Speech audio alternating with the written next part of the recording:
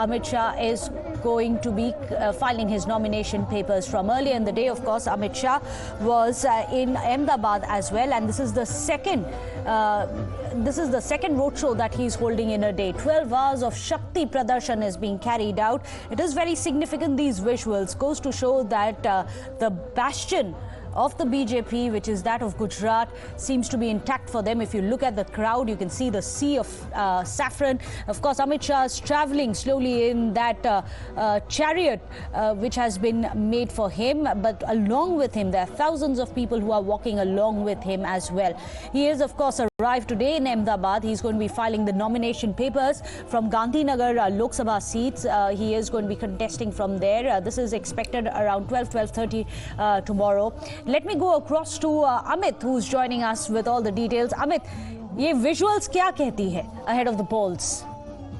कलोल में जो ये विधानसभा है, वहाँ पे अगर विधानसभा की बात कीजिए तो वहाँ पे 10,000 से मार्जिन था जीत का जब 2019 में जीते थे अमित शाह, और वहाँ पर अभी रोड शो कर रहे हैं। जबरदस्त लोगों का समर्थन मिल रहा है, और वैसे भी जैसे बार बार हम लोग कह रहे हैं कि एक ही दिन अमित शाह प्रचार करते हैं, और वहाँ पर आज अभी रोड शो है। इसके बाद वो बाकी 4 बजे के बाद रानीप और दूसरी विधानसभाओं में जाएंगे, जहां पर रोड शो के बाद एक सभा करेंगे। तो उनका टारगेट, हालांकि पिछली बार भी 5,52,000 वोट से वो जीते थे, 5,57,000 वोट से, और इस बार जो यहाँ के कार्यकर्ता हैं उन्होंने ही सेट कर रखा है कि इस बार जो लक्ष्य होगा वो 10 लाख से ज्यादा। हालांकि पूरे गुजरात में टारगेट जो है वो 5 लाख का CR पाटिल ने तय किया हुआ है कि हम हर सीट में 5 लाख से ज्यादा जीतेंगे। तो ये वहां पर जबरदस्त समर्थन है, और क्योंकि पिछली बार अगर देखिए तो 2019 में अमित शाह मुश्किल से 3 घंटा ही प्रचार कर पाए थे, लेकिन इस बार उन्होंने पूरे दिन भर का रखा है। सभी विधानसभा के अंतर्गत वो रोड शो के जरिए संपर्क साधने में जुटे हुए हैं, और इसके बाद शाम को सभा है 8 बजे। तो वहां पर भी कलोल में भी लोगों का एक जबरदस्त हुजूम आपको देखने को मिलेगा तस्वीर में, जब रोड शो के दौरान बड़ी संख्या में लोग वहां पर मौजूद रहेंगे। In fact, Amit, look at the visuals that we can see. That really is very telling. Also, Times Now is putting out the Times Now ETG survey as well on the right-hand side of your screens. What are the predictions? These are the poll predictions that you can see on the right-hand side of your screens. As per the ETG Times Now survey, NDA is expected to sweep it. BJP is expected to get all 26, and it's going to be 0 for the India allies. In fact, as you can see, these are the live visuals which are coming in from Gandhinagar. This is going to be the seat that Amit Shah is going to be contesting from, as the campaign focus is now shifted to the second and third phase of voting. Remember, the first phase is going to happen tomorrow. The second phase, that is where the focus is now shifted to. In fact, tomorrow we expect Amit Shah to go across and file his nomination papers as well. The top rulers, the top leaders in the ruling BJP rather, as well as the opposition Congress, have of course shifted the entire campaign focus. Now, the places where they are going to be campaigning in, for example, you have Amit Shah who's in Ahmedabad, you have Rahul Gandhi who's in Kerala. That's going to be for the second and the third phases of the Lok Sabha elections. Let me go across to Arunil. Arunil, look at the visuals there on your screens. Amit Shah on the campaign trail today, of course, is the first day. But look at the turnout. That itself is quite telling about the kind of support they have on the ground as well.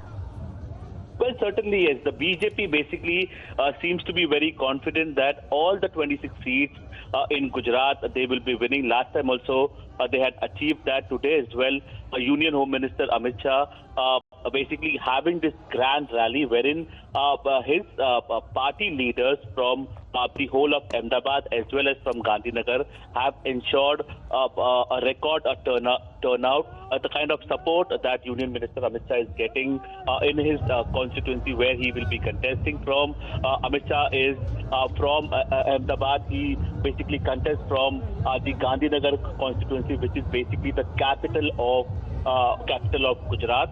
All the 26 seats the BJP had managed to win last time, and this time as well, they seem very confident. They've been showing that kind of confidence, saying that there is no competition at all for the BJP, at least in the state of Gujarat, which is the home state of PM Modi as well as Union Home Minister Amit Shah. During this roadshow, Amit Shah also waving to his supporters, meeting his party leaders as well as his supporters, and a key meeting of Amit Shah is also expected, wherein the poll preparations will be done by Amit Shah.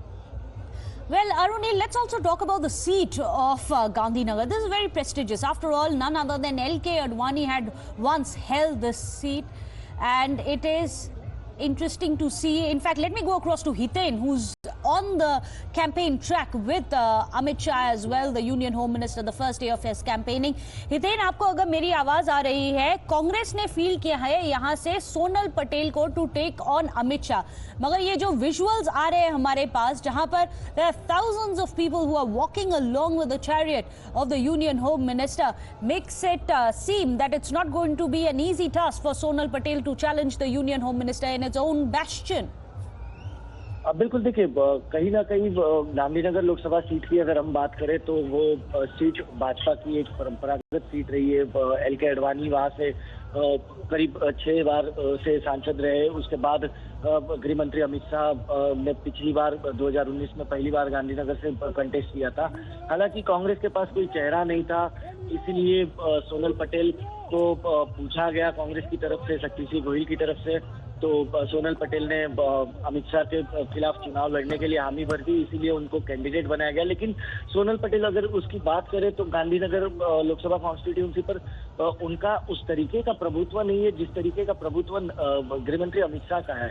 क्योंकि अगर हम बात करेंगे तो जब वो गुजरात से भी विधायक हुआ करते थे, एमएलए हुआ करते थे, उस दौरान गांधीनगर लोकसभा कॉन्स्टिट्यूंसी के अंदर आने वाली करीब 85% असेंबलीज जो है वो अमित शाह की असेंबली कॉन्स्टिट्यूंसी रही है। जैसे हम बात करें, पहले सरखेज हुआ करता था, जहां पर आज वेजलपुर में उनकी सभा होने वाली है, वो वेजलपुर विधानसभा कॉन्स्टिट्यूंसी पहले सरखेज कॉन्स्टिट्यूंसी हुआ करती थी। वहां से भी अमित शाह एमएलए रहे।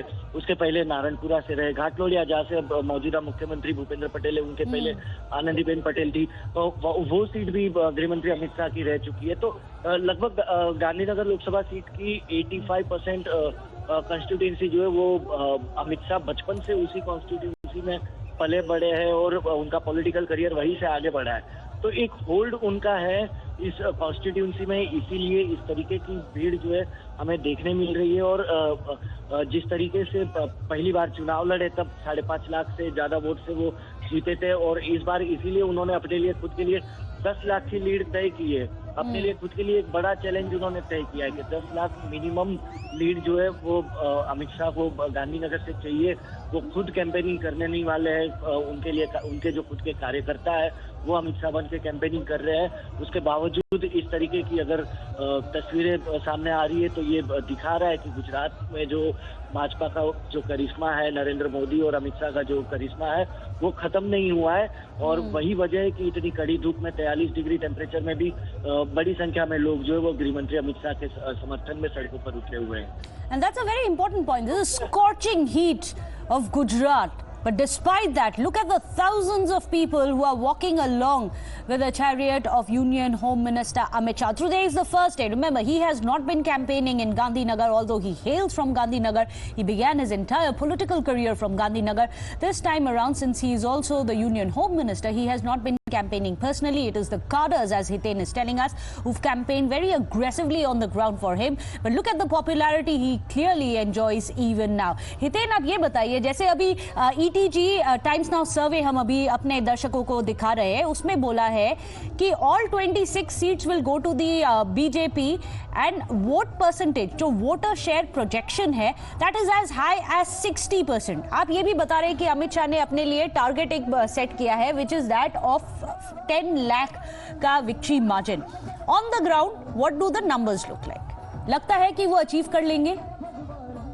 तो पर ये जिस तरीके की तस्वीरें दिख रही है, वो तस्वीरें कहीं ना कहीं बता रही है कि अमित शाह के लिए ये जो टारगेट है वो टारगेट कंप्लीट करना, अचीव करना काफी आसान रहेगा. लेकिन गुजरात की बात करें तो जिस तरीके से उनकी पॉपुलैरिटी और उनके काम है, उसके चलते बोलो जल्दी उसके चलते कहीं ना कहीं गुजरात में भी वोटिंग परसेंटेज जो है वो लगातार बढ़ता जा रहा है. और इस बार भी भारतीय जनता पार्टी का इवन मानना है कि जो वोट शेयर होगा गुजरात से इस बार का, वो लगभग पिछले 19 के चुनाव से काफी ज्यादा होगा और वो फायदा कहीं ना कहीं दिखेगा। लेकिन देखिए, गांधीनगर लोकसभा सीट की अगर हम बात करें तो गांधीनगर में तो निश्चित तौर पर कहीं ना कहीं अमित शाह ने अपने लिए जो टारगेट सेट किया है वो अचीव करने की और वो बढ़ रहे हैं। लेकिन दूसरी ओर अगर हम बात करें तो दूसरी सीटों पर फिलहाल इस वक्त दिक्कतें काफी देखने मिल रही है। क्षत्रिय आंदोलन जो चल रहा है, राजपूतों का जो आंदोलन चल रहा है परसोत्तम रूपाला के खिलाफ, उसका इफेक्ट अगर निश्चित तौर पर 26 सीटों पे अगर हमें दिखता है तो कहीं ना कहीं कुल मिला के वो क्षत्रिय आंदोलन का इफेक्ट 7 से 8 सीटों पर जरूर दिखेगा, जिससे वोट शेयर उन 7-8 सीटों पे इफेक्ट वोट शेयर में जरूर होगा। तो भारतीय जनता पार्टी की यही कोशिश है कि वोट शेयर कहीं ना कहीं शांति से है, इसीलिए लगातार बातचीत चल रही है। कल जैसे गृह मंत्री गुजरात पहुंचे तो उन्होंने सबसे पहले आते ही मुख्यमंत्री, पार्टी चीफ और पार्टी के जो जनरल सेक्रेटरी है, इन नेताओं के साथ मीटिंग की कि आखिरकार क्या अपडेट है, क्या हो रहा है।